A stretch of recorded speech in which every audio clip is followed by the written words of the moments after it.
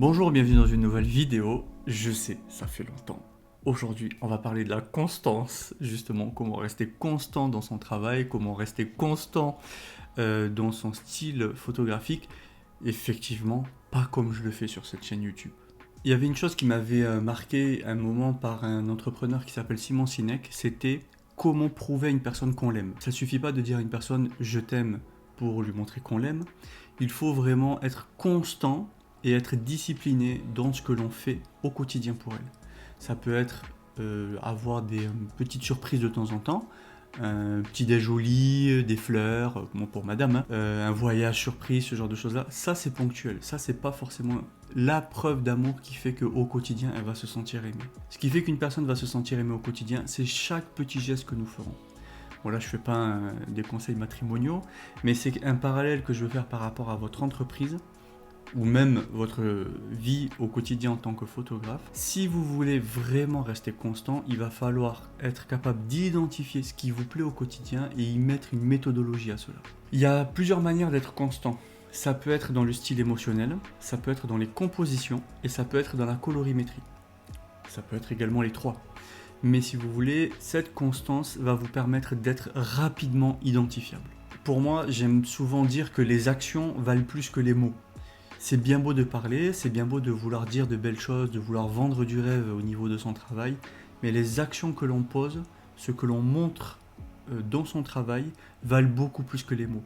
Être identifiable dans une photo, ça va se faire juste directement dans les 2 premières secondes au visuel. Les gens vont dire « Ah, ça c'est la photo de Guillaume ». Si derrière, après, ils regardent une photo, ils doivent vérifier que c'est moi tout ça, il manque quelque chose dans ma régularité, on va dire, au niveau du travail.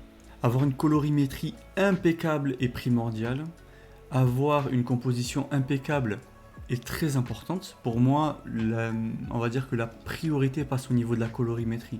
Choisir ses verts, choisir sa plage dynamique, être plus lumineux, plus sombre, être dans du clair-obscur, tout ça est fondamental pour moi. Ça va vous permettre d'être identifiable, rapidement en tout cas. Alors, moi, ça m'a pris vraiment entre 3 et 4 ans à trouver mon approche, mon style. J'ai fait un peu tout, j'ai testé un peu tout, donc c'est pour ça que même si j'encourage toujours ceux qui se lancent à trouver leur style, c'est important d'essayer 2-3 choses. J'ai essayé le HDR, j'ai essayé un peu du surréalisme en photo, des trucs, je vous montrerai pas ça, hein. Ça, vous ne le verrez pas en photo. Je suis pas très fier. J'ai essayé aussi des couleurs un peu surréalistes. J'ai essayé énormément de choses qui font que j'ai réussi à me trouver.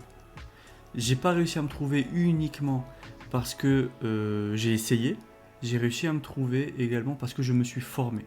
Je me suis formé dans des branches spécifiques. Je veux remercier juste avant tous mes collègues photographes qui m'ont soutenu, qui m'ont encouragé, qui m'ont aidé à avancer, notamment Damien. Toujours Damien, vous entendez souvent parler de Damien, je mets son lien en description. Christophe Serrano qui m'a permis également de grandir au niveau qui m'a permis surtout d'avoir une certaine maturité au niveau de mon travail.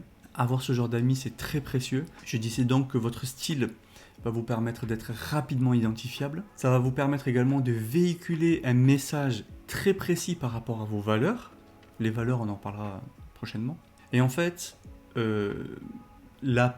l'approche de tout cela, pourquoi je parle de tout ça? Parce que ça va permettre d'apporter une certaine sécurité à vos clients. Ça va montrer une forme de professionnalisme au niveau de votre travail, même si vous êtes entrepreneur. Ça amène un certain sérieux, un certain gage de qualité et de rigueur. Une mariée qui n'aime pas du tout les photos, c'est que quand elle a vu votre travail, bon, des fois c'est surtout qu'avant d'avoir même vu votre travail, elle a entendu le prix qui lui correspondait, mais du coup quand elle a vu le travail, elle a vu une photo à vous qui lui plaisait, et elle s'est basée sur ça pour se dire que tout le reste du travail sera pareil, alors que vous êtes en train de vous chercher. Et c'est ça le gros problème, c'est que le manque de cohérence ou le manque de consistance dans votre approche photographique fait que ça amène une forme de désordre. Ça n'empêche pas de tester plusieurs choses, mais ce que l'on présente au client, va falloir le respecter le jour de la prestation.